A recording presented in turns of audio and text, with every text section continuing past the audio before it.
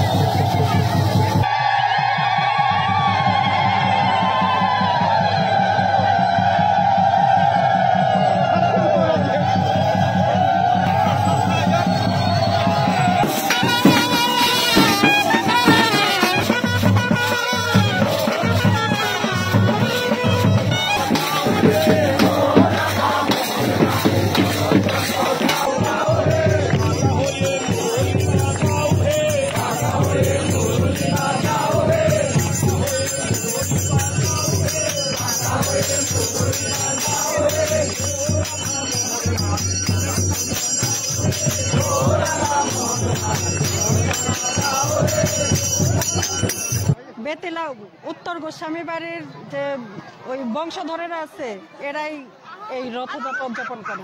ওখানে 3 বার যে টান দেওয়া হলো, 3 টান দেওয়ার পরে বিগ্রহকে নিচে নামিয়ে ওকে সন্ধ্যা পূজা করবে, করে আবার ওর গন্তব্যস্থল নিয়ে যাবে, ওখানে আনন্দ ফুর্তি করবে।